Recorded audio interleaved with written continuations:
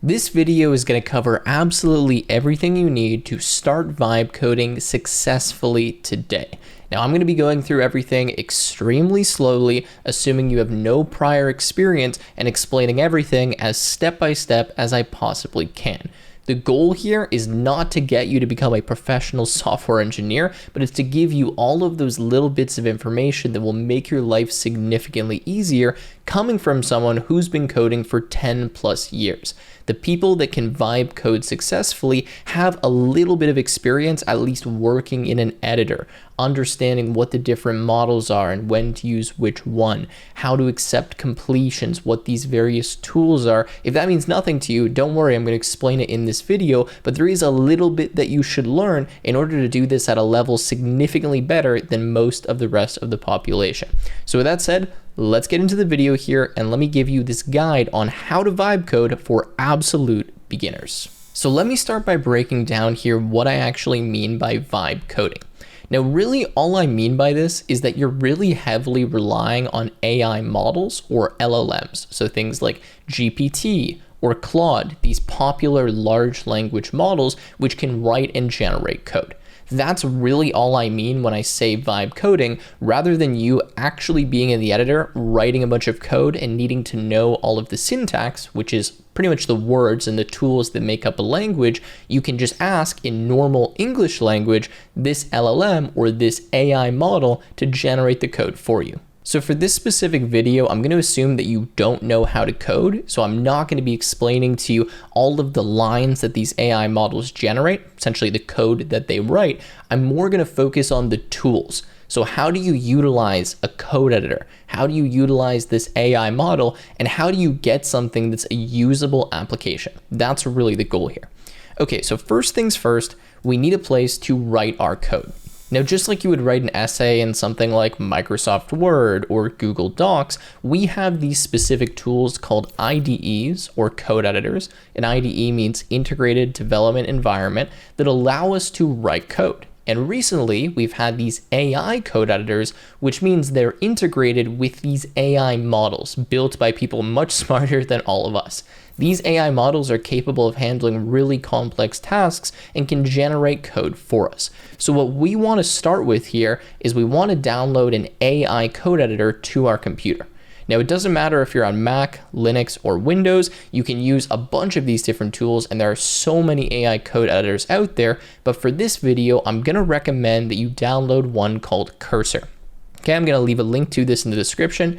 It is free, you do not need to pay for it. However, if you do decide to pay the $20 per month, as you can see on my screen right now, you're gonna have a significantly better experience. Now, what I personally recommend is that you start just with the free version, see if this is something you even wanna continue with and if it interests you. And if you're working a lot in this particular editor, then you can upgrade to the pro version for a much better experience.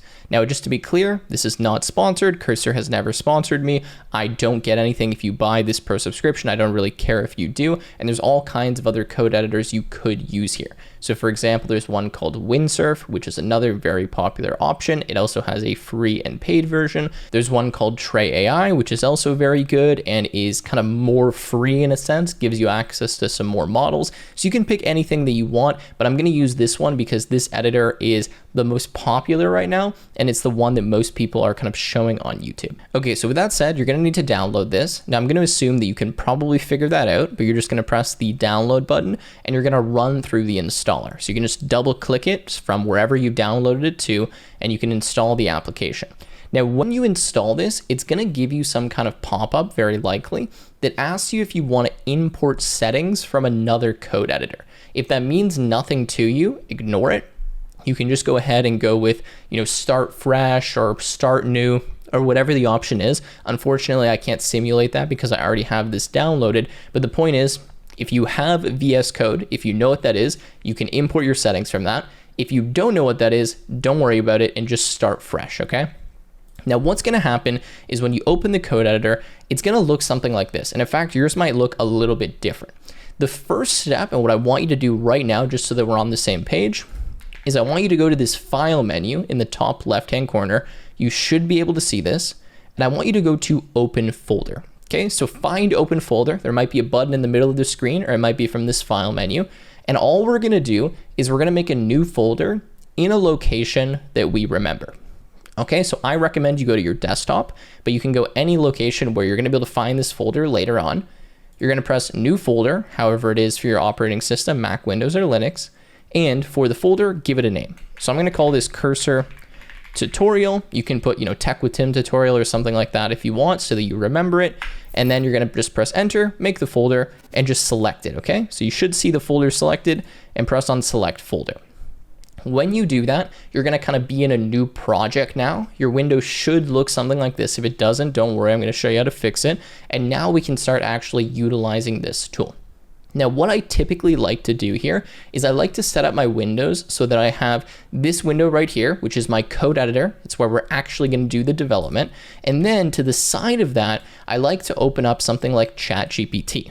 So I'm gonna go to ChatGPT, and I'm just gonna open this up. Same thing, you can buy a subscription here, or you can use this for free. And I'll talk about why I use this in a second, but I like to have kind of two different AI models that I can use for different tasks. So usually on the right-hand side of my screen, I kind of think of this as like my research AI or my consultant AI, where I can ask random questions and it doesn't have anything to do with my code. And then on the left-hand side, this is what I'm actually coding.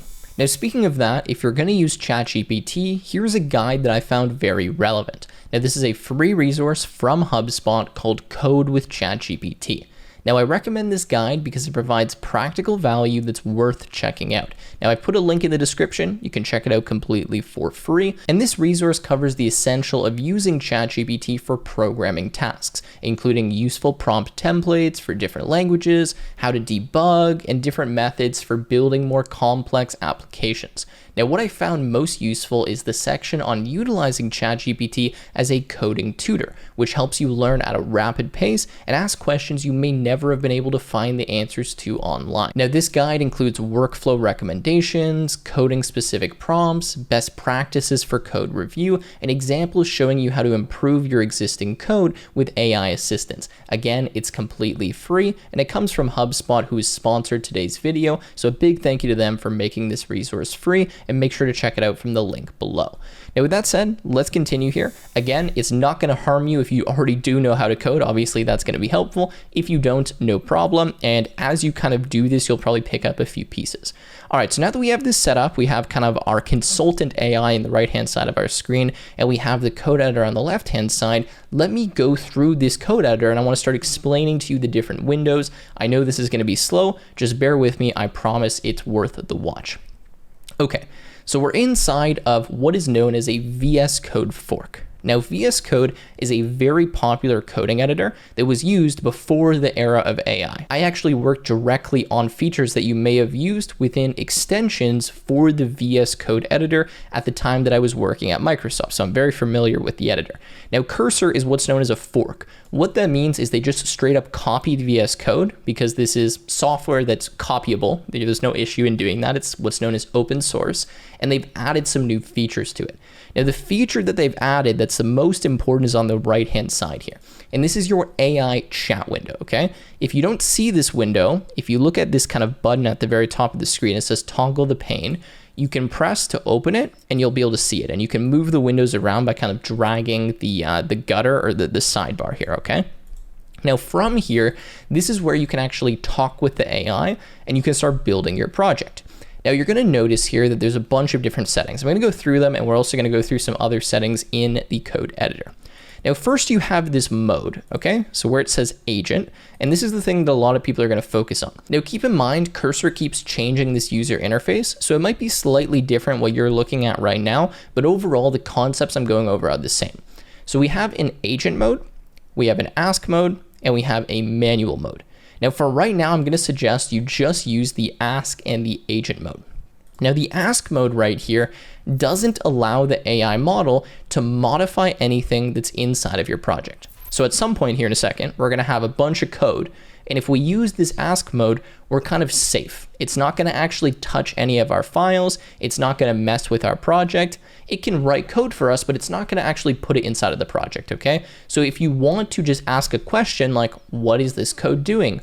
Why did you do this? What is this file? If you're confused about something, you use this ask mode, okay? Then you have this agent mode. Now, this agent mode is much more powerful and much more kind of wild mode, I'm going to say. This allows the AI to actually create new files, run commands, which I'm going to talk to you about in a second, adjust different code, delete code, okay? So if you have this agent mode enabled, it's a lot riskier, I'm going to say. It's also much more powerful because it can actually change what you have in your current project.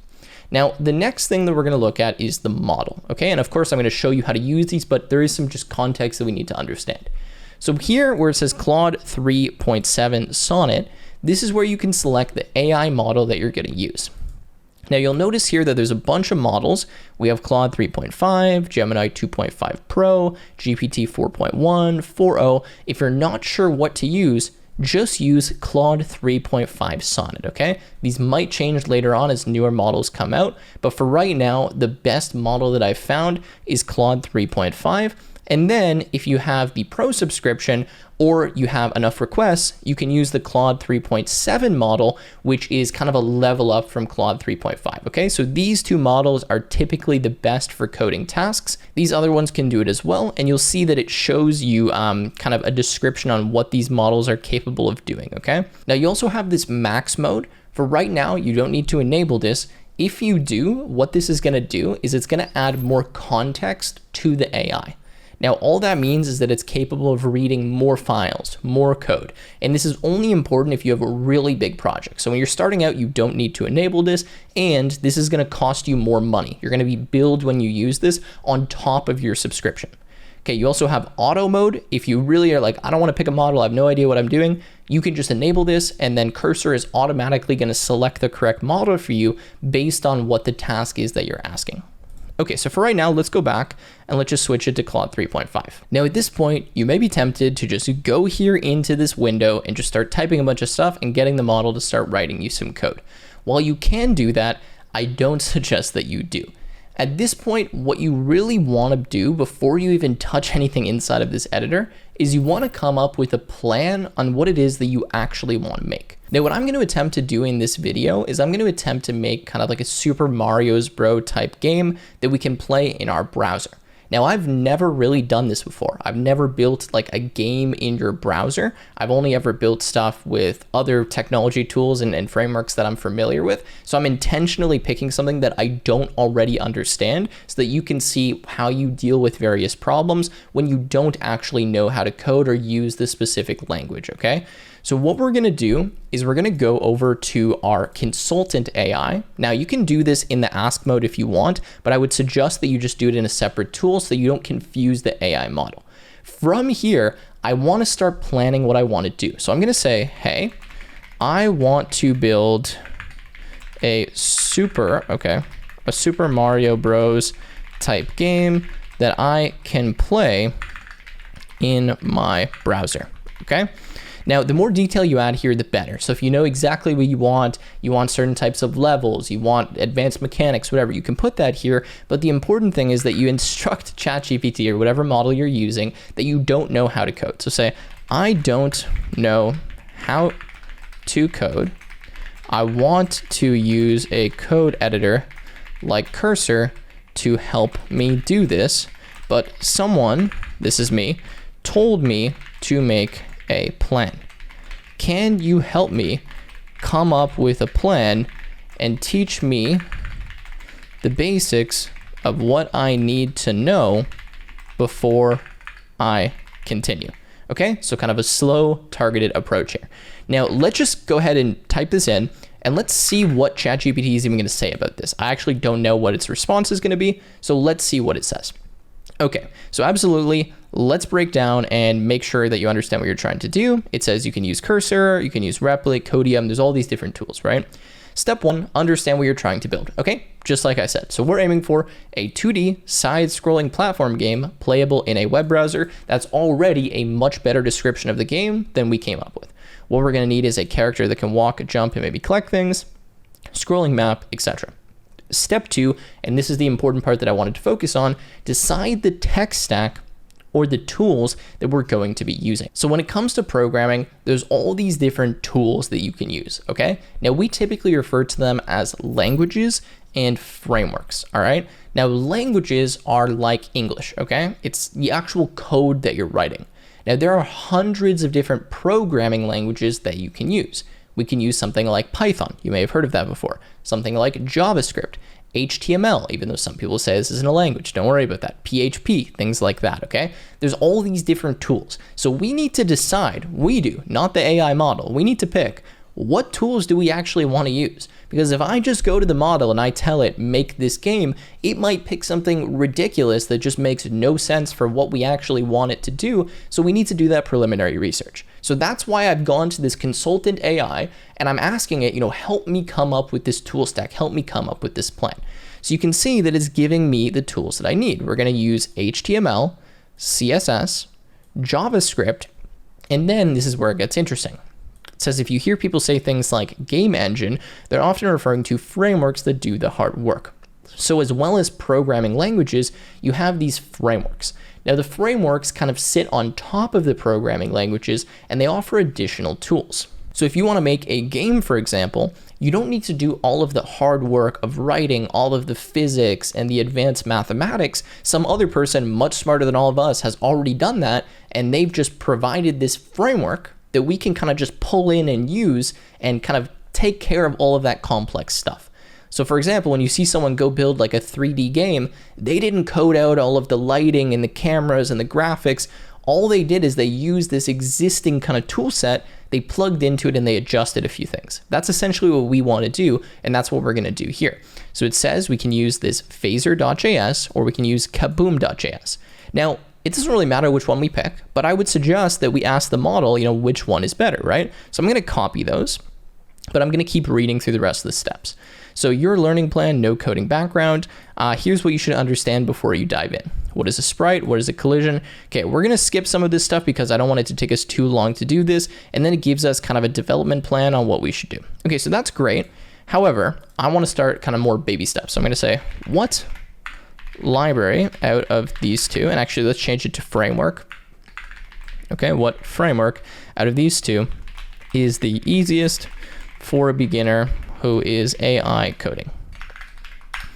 Okay, and let's ask it and see what it says. All right, so it says kaboom.js is just the winner. It's the easiest to use. So let's go ahead with that. And what it actually did here is it gave me a prompt that I can copy directly into Cursor that can start creating this game. So I want to view this prompt. So what I'm going to do is I'm just going to make a new file inside of Cursor here. Now inside of Cursor, you can make a new file by pressing this button right here, kind of where the project is. So on the left-hand side, you'll see a button that says new file. You also see new folder. Now you can also go to file and then go new and text file like this, but I suggest you just press new file. Okay, so from here, I'm going to go prompt.txt. I'm just going to make a text file. This .txt here is the extension of the file. And when I use .txt, I'm just saying this is a text file. That's it. Okay, so I'm going to paste this in just so that I can read it inside of this editor.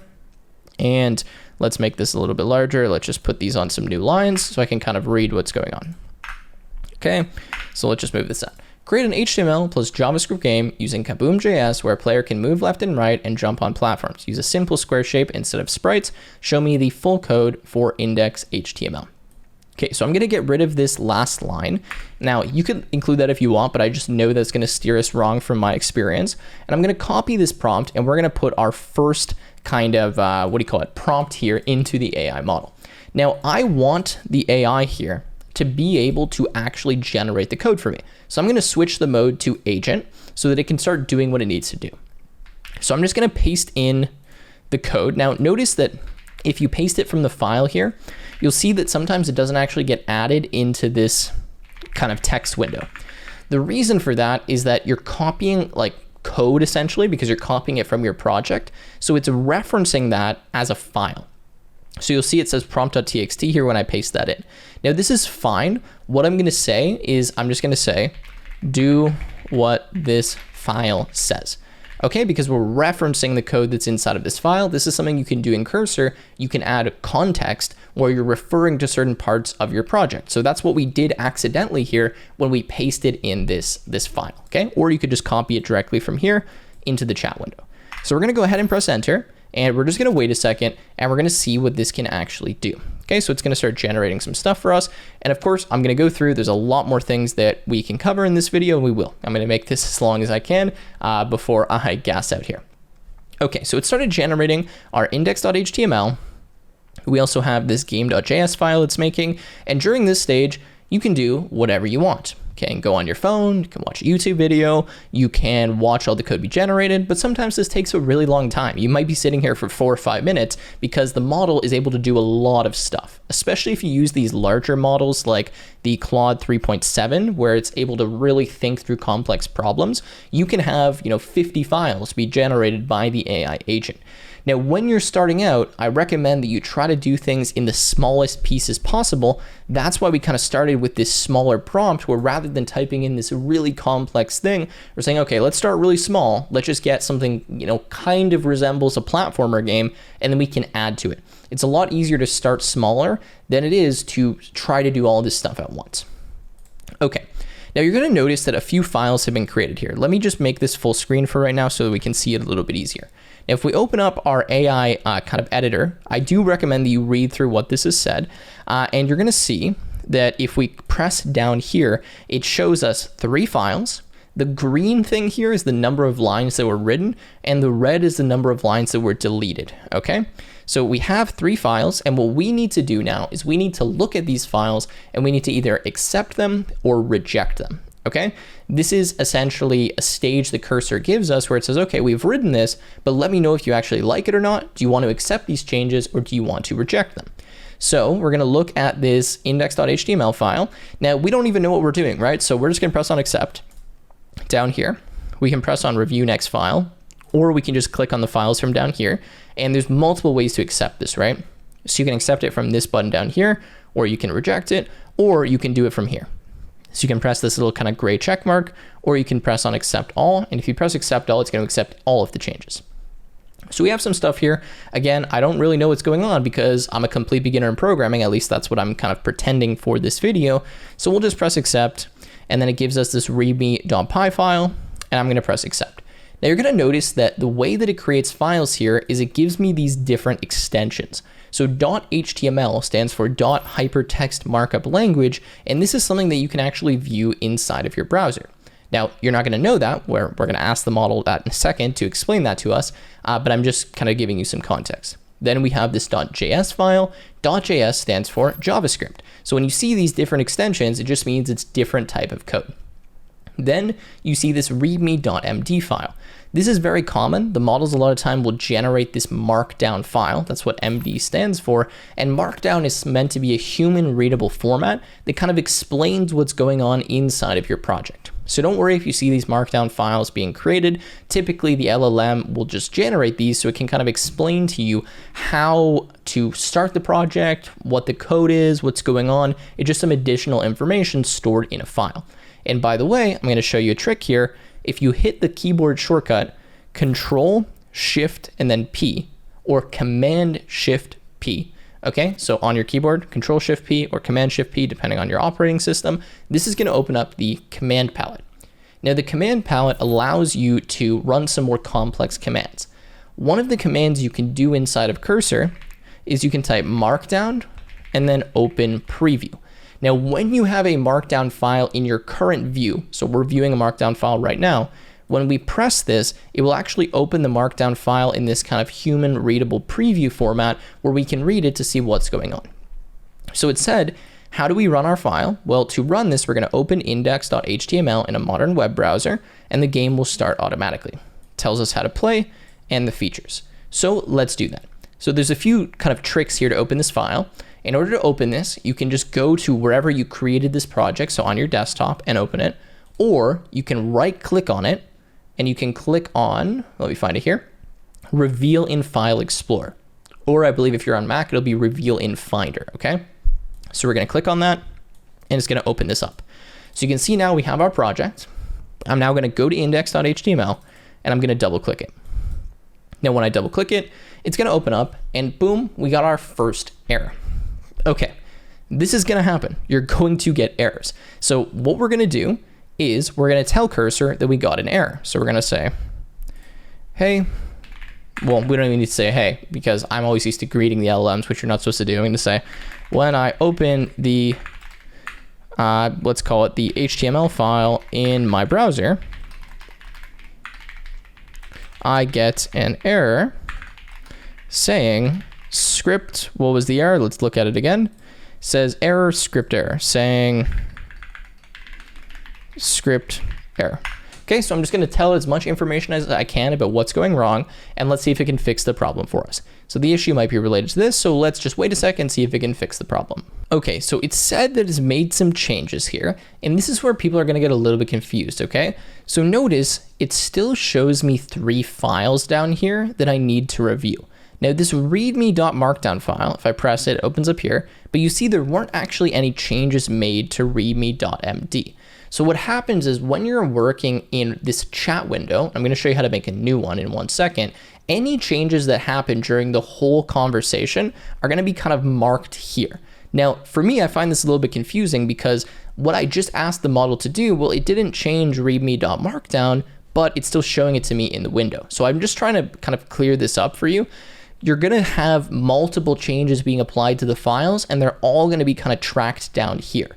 So you can see the exact changes that were made in the kind of conversation, and then you'll be able to see if there's a recent change that you need to accept or not. If you hover over the files down here and you see this check mark, you see this kind of reapply thing or this X, okay? So I'm going to go to index, and now notice that it's showing me kind of smaller areas of the code where I can accept or reject the changes. Now you can accept or reject like smaller portions, so you don't need to accept all of the changes that it makes at once, especially if you know what you're doing, but most of the time you're just gonna press on accept for the file. Okay, now let's go to game.js, and here it's done something, okay? So let's press on accept. Now another important thing that I want you to understand is that after you ask the agent to do something, even if you haven't accepted the changes, your code has still been modified. So the agent goes and it changes stuff, right? Adds files, writes code, and you think, okay, when I press accept, it applies the changes. That's not really the way that it works here. When you press accept, you're just saying leave the changes as they are. When you press reject, you're saying get rid of the changes that you've already made. So as soon as you ask the agent to do something and it starts writing any type of code, that code is already kind of saved, like it's already inside of the file. So when you see those green marks, it's already there. So if you want to get rid of it, you need to press reject. If you don't do anything, it's just still there. Okay, it's kind of an important mark here, and cursor doesn't really make that clear. So now that we've done that, I'm just going to go back to my browser and I'm just going to refresh. Now, if you didn't know how to do this, then you would just ask cursor, what do I do now? And notice that nothing's popping up, right? Like nothing appeared in our console. So already the AI is kind of failing us. So I'm going to say, okay, nothing shows up now. And I'm just going to tell it what's happening.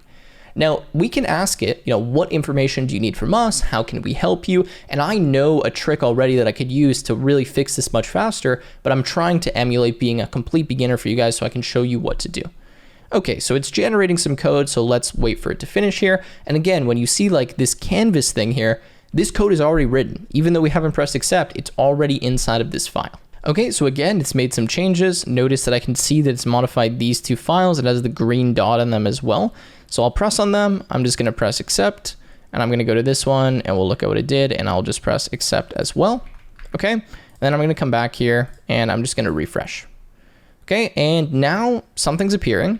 I'm trying to move with my arrows. I don't see anything. So same thing, I'm gonna tell cursor. Now at this point, what we could do is we could actually take a screenshot of this.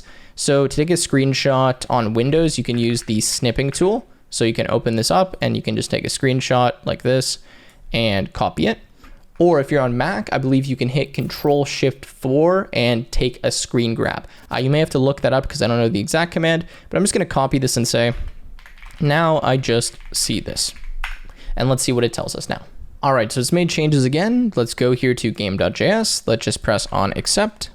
Let's go back and let's refresh and let's see if it works now. Okay, so now I see this red dot, but again, nothing's happening. So I'm gonna continue here. I'm gonna take another screenshot and I'm gonna give it to cursor. Now at this point, I'm gonna show you a trick. If you're doing something in the browser and you're getting errors, you can open what's known as the console, okay? if you right click on your browser and you press on inspect, it's going to open up something that looks like this. From here on the right hand side, if you press on the 2 arrows and then you press on console, it's going to show you any errors that are occurring in your script. So Cursor doesn't know this. It can't see these errors because we haven't set it up to do that. So what we want to do ideally is we want to read through this error message, and a lot of times the error will just tell you exactly what the problem is. So in this case, it says solid is not defined. So what I can do is I can copy this error message and I can say, still not working. I saw this in the console.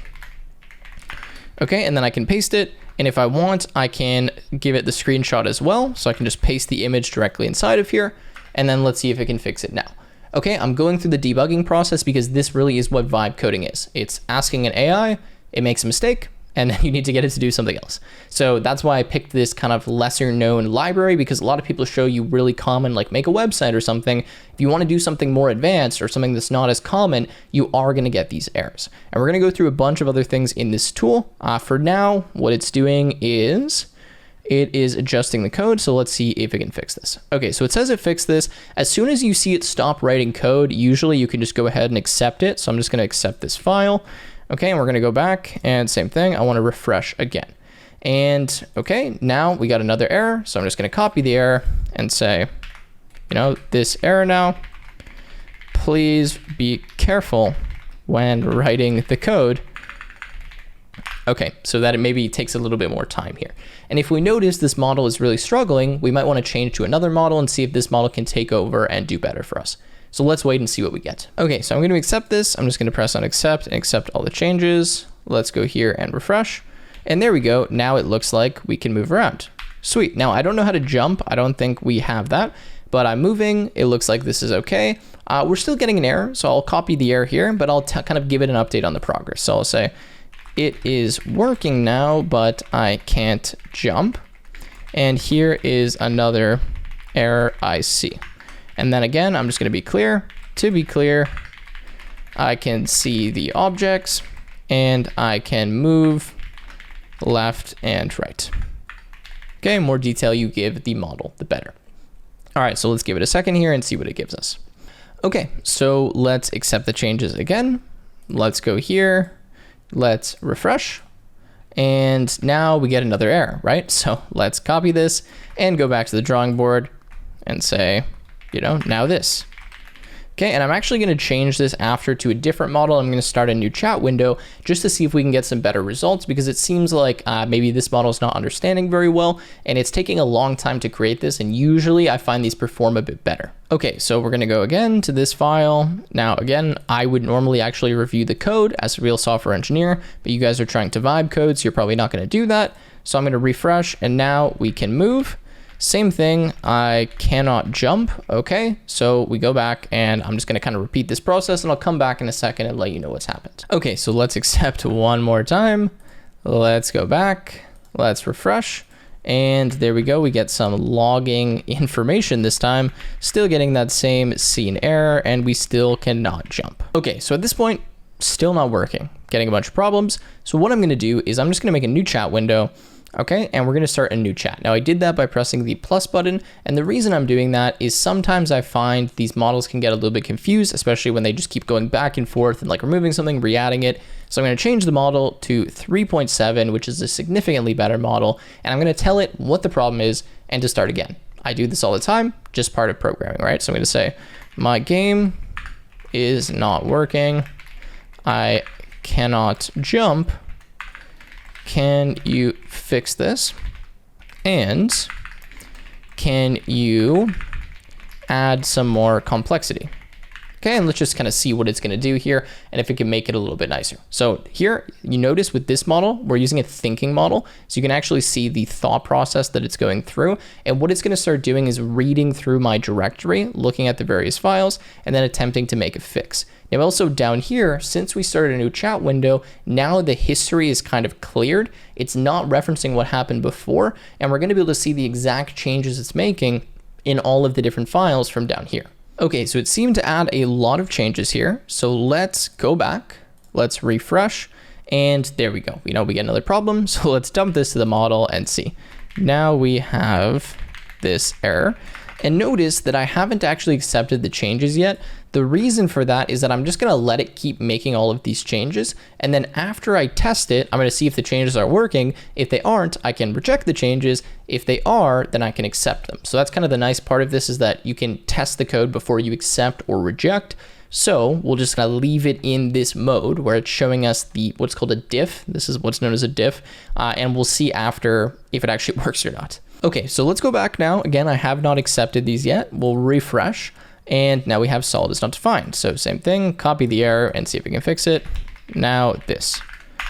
Okay, so after that prompt, this is now what we have. I still do not have the ability to jump, but I am able to move around. We have some sprites. It's looking a little bit more interesting. So at least we're kind of on our way to making some progress here. Now at this point, you might be tempted to get very frustrated. I know that I would, and I usually do if it's not working after you keep asking the model. This is part of programming. Programming is literally just constantly solving issues, and even if you're using the AI and it works really well, you're still gonna have these problems. So I'm gonna tell it the same thing. I still cannot jump. Okay, but the other part of the game works. And then hopefully after this, it's going to allow us to jump. And then I want to show you some more kind of tips and tricks of using cursor and some other components that you can add into here to make this work a bit better. Okay, so I still can't jump. So, I mean, at this point, I'm going to accept the current changes and I'm going to start trying to do some manual debugging. So I'm going to actually just start kind of reading through this and seeing if I can figure out what's actually going wrong here and why I'm not able to jump. So I'm going to kind of just search in here. So I'm going to open up Control F. So if I open up Control F, this stands for find. This allows me to search within the code. And I'm just going to search for jump. And I'm going to see kind of what's going on with the jump here. So we have can jump is equal to true. We have some jump force. I can step through it with these arrows here. So say player.onCollide platform, player can jump true. Okay, if the player presses the space and they can jump, then we're going to jump with this jump force. So what I'm going to do is I'm just going to kind of go in here and I'm actually going to do an inline completion. Now for an inline completion, I can hit Control K or Command K because I've kind of identified here, okay, this is what's handling me jumping. And I'm going to say, can you print something here to let me see if this is working? So I'm going to start kind of debugging this more manually because clearly the AI model is not capable of figuring this out, at least right now, even though you would imagine it would be. And notice that it's added this line console.log jumping. Now a log just logs to the console. You could ask the AI model if you don't know what this does. So I'm doing this kind of manual debugging where I'm actually reading through the code. So I'm going to go back now. I'm going to refresh and I'm going to press my space bar and notice it says jumping. So it does say I'm jumping, but I'm just not moving. So what's going on? We can kind of tell the AI model now, hey, when I press space, it says I am jumping, but the character does not move. Can you fix this?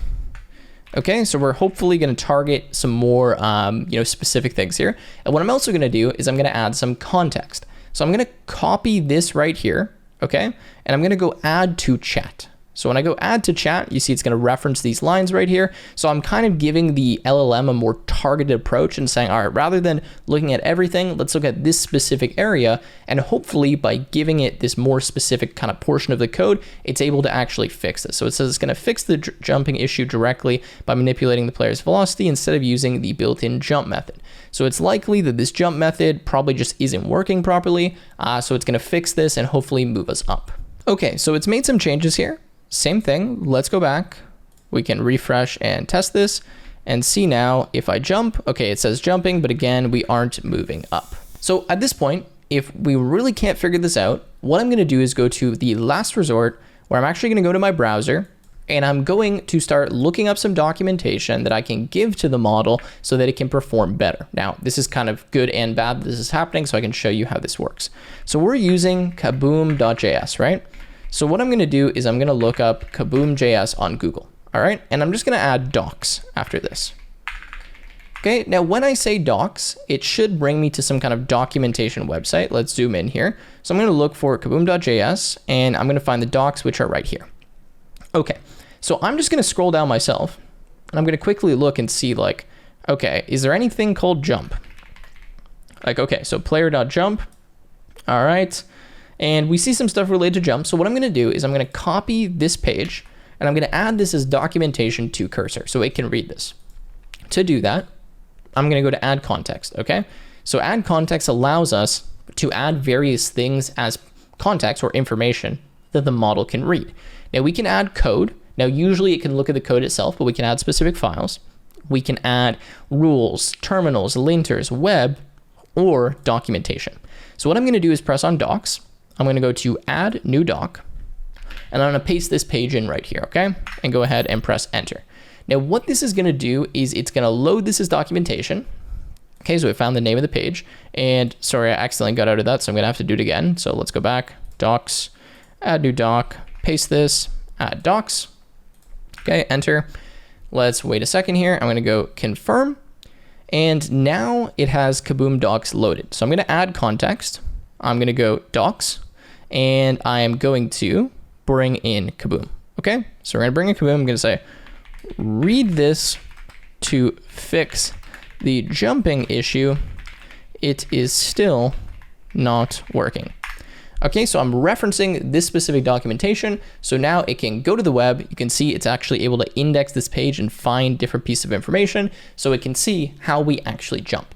So this is, again, kind of a last resort. I don't typically do this, but if we really can't figure it out, go to the internet, find the official documentation. The documentation is written by the people who created these tools or frameworks, and then we give it to the model so it can read it and hopefully figure it out. Okay, so it says it has done something here. Who knows if it's going to work now? We can refresh, and it says origin is not a function. Okay, so let's tell it what happened. We're going to say it loaded for a second, then gave me this error. Okay, and again, let's see if we can fix it. We have the Kaboom documentation kind of loaded here, so it should be able to, again, reference that docs and hopefully fix this problem. Okay, let's try again. Okay, this is just what it's going to be. It says game over, space to try again. Okay, so now it looks like it is working. It's just, unfortunately, we're kind of falling down right away at the beginning of the game. You can kind of see this for a split second. So we're hitting the enemy. So because of that, we're dying right away. But the game is actually functioning. So I'm going to go ahead and press on accept. And I'm going to try to do some manual changes here. So you can see it says like player.onCollide. What I want to look for is kind of where the player starts. So we should have some location for the player. So let's see if we can find it. It says player width over 2, height minus 100. So rather than that, let's move the player to maybe 100. This is the location that the player is going to be in. And rather than height minus 100, let's do height minus 50 or something, okay, to move the player. I'm just manually changing it to show you that, yes, you can indeed actually manually change the code. Now from here, I'm going to refresh. And now notice that we're able to move. And we can jump finally. So we referenced the documentation, we made a manual change, and this is working. And actually, it looks like I can hit my head, which is kind of cool. Okay, so now I just need to make it so I can jump higher so that I can get on these platforms. So let's fix that. To make myself jump higher, we can search for jump. Okay, so I'm hitting Control F and looking for jump. We have this jump force variable. So I'm just gonna click on this variable and I'm gonna click on go to definition. Okay, so right click, go to definition. I'm just showing you some more tools you can use here in Cursor. If you want to see where the variable was created, this is a variable, by the way. You can right click it, click on go to definition, brings me here. So if the jump force is too low, I can make it larger, right? I can make it 700. So let's go back now and let's refresh. And now if I jump, I can jump higher. So let's see if we can get on this platform, and boom, we can, and then we die because we hit the enemy. But we've just successfully created a platformer game.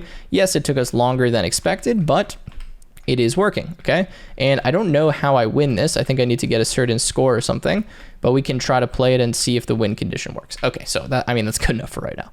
All right, so we have a platformer game. Now that was pretty painful, I'm not gonna lie to you. That took much longer than I was expecting, but honestly, I think that's kind of good for this tutorial because the point is, this happens when you're coding. You always are going to run into problems, and sometimes it does require going outside of the editor to figure out the issue. In this case, we had to add the documentation.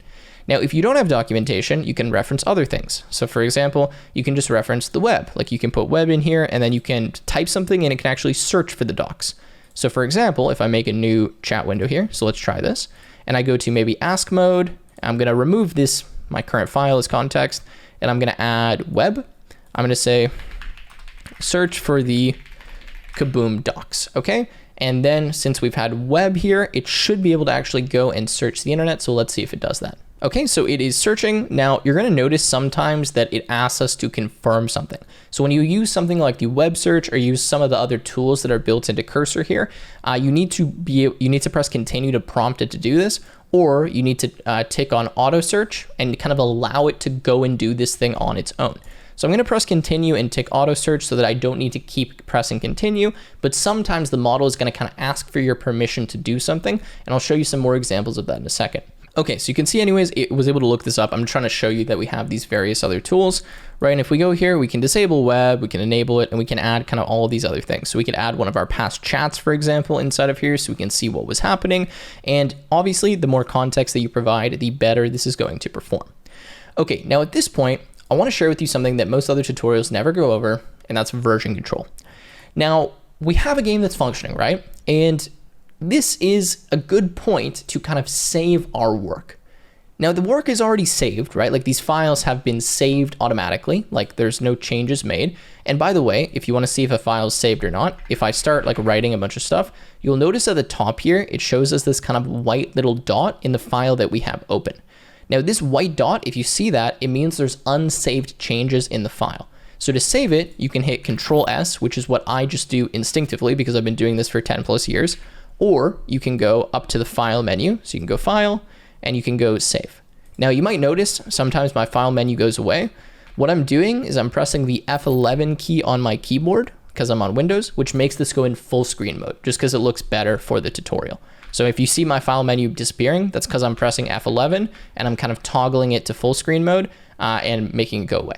So when you see this white dot, it means you got to hit Control S or go to save so the file is saved. If you try to close it, so let's do like this, you're going to see it says like, hey, you have unsaved changes. So I'm going to go save. Okay.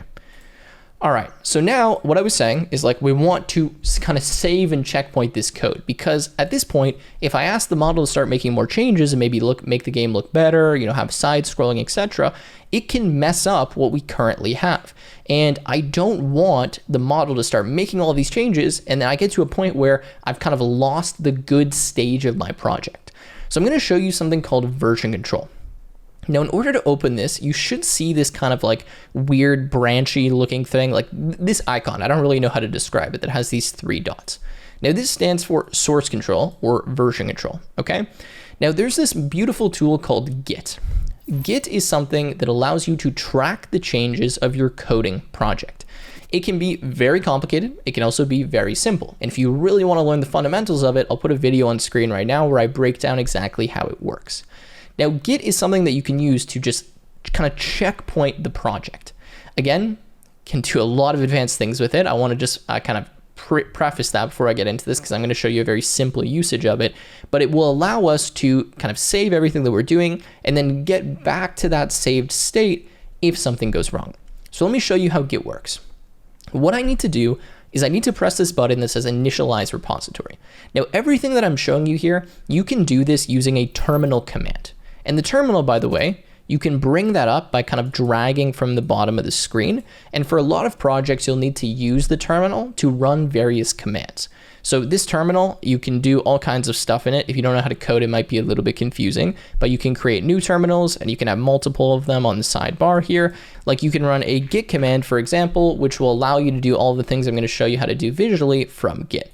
Now at this point, I'm actually going to recommend that you install Git. So just search Git on Google, find Git, and just install it for your operating system. The reason why is I don't know if VS Code comes with Git installed by default or if Cursor comes installed with Git by default. So we're just going to install that to make sure it works. Now, what we're going to do is press on initialize repository, and a repo is essentially just all of our code. Okay, it's just a code base. That's really what it means. Now, the point of us using Git here again is to protect ourselves in case the LLM makes a change that we don't want so that we can get back to it.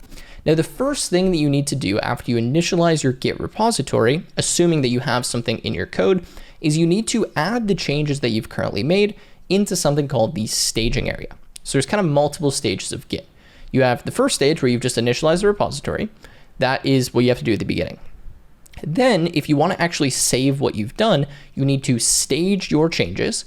And then once the changes are staged, you need to commit them.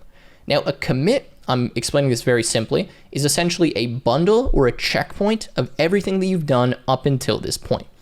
Once you make a commit, that whole kind of status of your project is saved, and then anything that comes after that commit, you can bundle into another commit, and you can have all these different commits kind of checkpointing the different features and what you've done in the project. So in order to add these to the staging area, we're just going to press this big plus button here that says stage all changes. Okay, it's going to add this to stage changes, and then we need to make what's known as a commit. The reason for this is we can select the files that we want to put in this particular commit, because we may want to save maybe 5 out of 10 of the files that we have so far. Maybe we don't want to save everything, but we just want to save part of them. I'm trying to give you a really simple usage, but you can do really advanced stuff with Git. So maybe I don't care about prompt.txt, so I leave it in the changes area. I don't put it into staged. Then you see it says message here in source control. So what I can do is say game is working with jump, okay? And I can kind of just write what the current status of my project is to save what's going on. Now, this is not the software engineering convention on how you do this. If you know about Git, you know this is not exactly what you're supposed to do, but I'm just trying to show you a little bit about how it works. So I'm gonna go to commit, and what this is gonna do is it's gonna save this. Now notice that down here, it's now giving me this kind of little bubble here, so in source control, and it shows me that I have this kind of commit that was made. And if I press into this commit, I can see what's going on. I can see the changes that I made in all of these different files because I now have this checkpoint. So now what I'm going to do is I'm going to go back to my file tree. So if you go to where it says files here, and I'm just going to make a change in index, okay? I'm going to go here to the title, and I'm just going to say platform game, tech with Tim. Okay, now you'll notice that this file, kind of highlights in orange, and this indicates to me that a change has been made. And if I go back to Git, it shows me there's currently changes that I have not yet staged that are inside of this file. And if I press on it, it shows me the change from this commit to the last commit. So I can view this change, and if I want, I can now save this in a new commit. So I can add this to the staging area, and I can say change title of game. I'm just documenting what I did in this change. What is this actual change, so I can come back to it later on. And then I can press commit. And now you see this source tree starts to get larger. And we now have change title of game, where I made this change, and we have game is working with jump, where I had all of this. Now where this gets really powerful is, let's say I accidentally delete everything inside of index.html, and I can't get back to it, right? Like I can't find all of this code, the LLM messed something up. Well, because I have kind of saved all of these previous changes, I can revert the changes that I made to this file. So if I go to index.html in my source control here in Git, you'll notice that it shows me this diff, and it says this is what was changed. You deleted all of this, that's why it's in red. Now I can revert that by pressing this arrow. So where it says discard changes, I can press discard changes. Okay, it's gonna confirm, do you really wanna do this? Yes. And now we go back and we have, if we look at our index.html, all of this code still available. That's the power of Git. When we checkpoint this, now we can always go back to that last commit, or really actually any commit that we want, and restore that state of the project so that we never kind of lose a working state or a working portion of our code. Now Git obviously is much more advanced. I'm not going to cover the whole kind of thing of Git in this video. Again, I'll leave one on screen that shows you how it works, but I would really recommend using it for your projects to save yourself from accidentally making a really big mistake and not being able to go back. Again, if we accidentally deleted everything or we made some changes that messed everything up, I don't need to stress. I can go back to this window and I can go to where it says changes. And if I just want to revert everything, I can go discard all changes, or I can do it for individual files. So if I go discard all, I'm going to discard the tracked files, and boom, our code comes back. Okay, so that is tip number 1, use source control. Now, the next thing that I want to show you is something called the cursor rules. Okay, so how do we going to open this? Let's open our AI window up here, and you see that we have the ability to, let's make a new chat. And actually, this is not where I want to go. I want to go to settings. So we're going to go to the settings gear up here. You can also open it. There's many ways to open it, but this is probably the easiest way. And I want to start showing you a few things that you can set up here to make the code base work a little bit better. All right, so I want to go here to rules. All right, now these are rules. Actually, I didn't even remember that I already had these written in my cursor, but let's go through some of the rules that I have. So essentially, what are rules? These are things that you can put in cursor, whether globally, so like for any code that you write or for a specific project, that tell the LLM models what they should be doing every single time. So rather than constantly copying and pasting the same thing, you can have these set rules that the models should typically follow. So you have these user rules, and these are for every single kind of code completion that you do. And this again is global, so like any project that you work on. And you can see in my user rules, I have a bunch of them. So ensure the generated code is well written, organized, and modular. Use descriptive variable function and class names. These are just good coding practices overall. And if you're wondering, like, how do I get these rules? You can go over to something like ChatGPT. Let me see if I can open up this window. Where do I have it here? And say, generate me a cursor rules file for best coding practices, right? And then it will give one to you. Now, I'm not going to copy that right now, but you can, okay? So you can put that there, or you can have specific project rules. Now, if you have things that you want to use for a particular project, you can go here and say add new rule, and you can actually make these different files that all contain different rules. So in my case, I could say framework like this, okay, and just hit enter. And now I can describe the rules that I need. Now I can specify the rule type. So if I do manual, that means I need to tag the rule. So that means it will only be applied when I specify the rule in the chat window. If I go agent requested, if the agent asks for this particular rule, it can read it. If I go auto attached, it means it's always going to be attached to a particular file. So in this case, I can put these file pattern matches. I don't want to get into this in too much detail, but if I did something like star.js, this means any JavaScript file this rule should be attached to. Or I can just go always, right? So this means for every single command that I run, I want to have this particular rule. So a simple rule is we can say always use kaboom.js for game generation, right? So we make sure that the model's not going to change or try to use some other framework that we didn't decide on. Or if you wanted your code to always be accessible or something, right? Like maybe you want someone with a screen reader to be able to use it, specify that in the rules. For this particular project, every bit of code that we write needs to be accessible. All of the features need to be accessible because I'm designing this app for people that are, limited in vision or hearing or whatever, right? Like you can add that in these rules file. Now, when you do that, it's going to create for you this new directory called .cursor.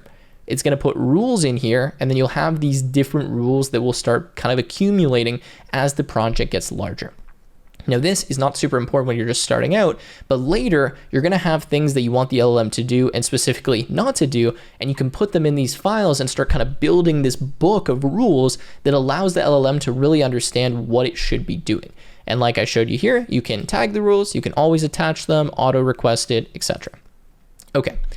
We have a bunch of other stuff you can do in here. For example, you can enable and disable other models. So if you want to add the DeepSeek models or the O4 Mini or whatever, all these different models, you want to add your own model, you can do that. And you can specify your own API keys here. So you get billed directly from those model providers rather than from Cursor. All right, now a few more things to mention. First of all, MCP. Now, MCP stands for Model Context Protocol.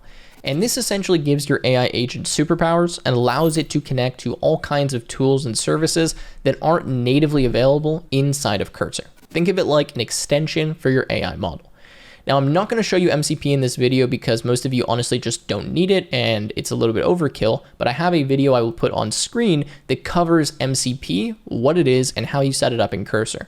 So if there's something that you need to connect to like Figma or Google Drive or I don't know, I'm trying to think of some other tools you might want to use, like a specific web browser, a web scraper or something, then you can kind of add these tools into Cursor and give the agent ability to use these tools, and it can go out and kind of make these various tool calls, okay? So that's one thing. Next, let's talk about extensions. So if you go here to this kind of side, arrow drop-down bar, sometimes it's on the left-hand side of your screen, sometimes it's up here, should see something that says extensions, okay? Now, I suggest you open this up. And if you're just getting started in these editors, you can install various extensions for the different tools and frameworks that you're using. So you'll see I have 26 installed extensions because obviously I code a lot and I work with a lot of different frameworks.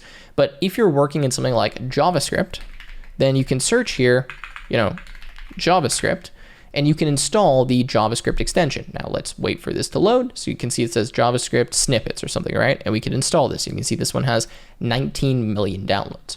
Now, if you're wondering like, okay, I don't even know, what does the extension do? What's the point? Well, these extensions add extra capability to the code editor itself. It's not necessarily an AI related feature, but it can allow you to just have a better experience when you're writing specific code. Now, this Python extension, for example, this is actually the one that I worked on when I worked at Microsoft. Let's look at it here, just Python. You can see 170 million downloads, and it has all kinds of different features for all kinds of different stuff. It has better autocomplete, for example. It has this thing called Jupyter Notebooks, which is another kind of development environment for testing things out. It has some data science related features. Point is, you want to get the relevant extensions that you need. Another one that I have is like this spell checker. So this gives me spell check inside of the editor because I really suck at spelling and I always make mistakes, so I installed this extension. Now, if you're wondering like, okay, what extensions should I get? I mean, again, go over here to ask mode and say, what extensions do you think I need in, I'm going to say VS Code rather than Cursor because this is a fork on VS Code and these extensions work for VS Code, not just for Cursor, for this project. Okay, and then it can give you some suggestions. Now, you don't need to use all of these different extensions, obviously, but the point is when you add them, things just become a little bit easier to work with. So you can add a Kaboom one, add a productivity one. It gives you a few ideas here. Live server, debugging, ESLint, Prettier. So Prettier is a really popular one. If we install Prettier, this allows us to auto format our code. So you can see I already have this installed. But what I can do if I have an extension like this, just giving you an example, so if I go here, I can hit Control-Shift-P, and it's already showing up for me, but I can just hit Format Document. Okay, so I'm opening my command palette, Command-Shift-P or Control-Shift-P to open this on the screen. I search Format Document, and I press Format, and now it kind of takes all of the code and fixes all the indentation levels, so it's a little bit cleaner and easier to read. And then I've got to save this now because it has this kind of white dot. Okay, so I'm just showing you like there's all these kind of tools within the editor that you can use that make your life as a developer easier. Now, as a vibe coder, you're mostly going to be focusing on this tab right here, right? You're going to be asking the agent a lot of stuff, switching between the different modes, adding pieces of context, sharing error messages and stuff that's going on. But don't be afraid to kind of jump in and actually see what's going on. Like a lot of times the code that's being written, you can understand it. Things like changing the jump force, like that's easy enough. You can make this number bigger. You don't need to be a genius to do that, right? And if you want to just search for something, boom, you pop up Command F and you say jump, and you can start scrolling through here and see, okay, where does it mention jump? I'm going to kind of look and see what's going on. Another thing, there's a general search or a code-based search. So if you look up here where this little magnifying glass is, you can actually search in a more advanced way across all of the files that you have. So in our case, we've just got 2 files. We're keeping things really simple. But if we had 100 files in our project and we're getting really large here, then I want to use not just an individual file search, but a code-wide search. So I could do, I don't know, game or something. And now it's going to show me every reference of game within all these different files. So I can look in index, I can look in my JavaScript file, I can look in my README file, and I can change, like, do I want to match the capitalization? Do I want to match the spacing? Am I looking for some kind of advanced pattern match? I'm not going to show that right now. Or do I want to replace this with like, hello? And then you can actually just replace all of these instances by pressing this refactor button, okay? So there's all kinds of stuff in here, and the better you get at using this editor and learning this tool, the easier your life is going to be. I think the main thing to take away from this video is that this is maybe not as easy as you may have seen online, right? You just see people, oh, I vibe coded this app. Sure, you can just do these really big prompts and get great results, but I do really recommend that you take things slower, you go step by step, and you try to get the AI to generate kind of smaller targeted pieces of code at once, because that's going to allow you to understand what errors are popping up and to fix them more easily. Had I just told the AI, generate this Super Mario game with this feature, maybe it's going to work, but if it makes a mistake, now there's so much code and it's a lot more difficult for me to figure out what that error is and to get the model to work. even in this relatively small program that we wrote that's, let's call it, 250 lines of code, there was all kinds of mistakes that kept popping up. We needed to reference the documentation. We needed to kind of change the prompts around. We needed to open up the console, which you would have had to find on your own, and copy in the error messages. This requires problem solving, even if you are using these AI models and understanding the tools that you have available to you. We changed to the Claude 3.7 model rather than using 3.5, and then we immediately got some better results. So mess around with this, learn how it works, try to really understand this tool. And that was the point of this video, to kind of give you a high level overview of what you can do inside of here and start to kind of condition your brain on what it's like to do this vibe coding. If you think that you're just going to be able to purely talk to the LLM and get, amazing results, it's unlikely. Maybe in the future that will be the case. This does still require some critical thinking and problem solving, and I would still suggest learning some basic coding. Like if you understand what HTML is, this is going to be a lot easier to understand. If you understand JavaScript, like I do, you can actually go in here and write some lines of code yourself. You can read what's happening, and you can solve the problem oftentimes a lot faster than the LLM because you have that prior experience. So I would suggest doing that. You can check out that guide that I mentioned earlier. And I think with that said, guys, I'm going to wrap up the video here. Let me know if you enjoyed this style, if you like this video, if you want more on this type of topic. I always value your feedback, so please leave that down below. And I will see you guys in another video.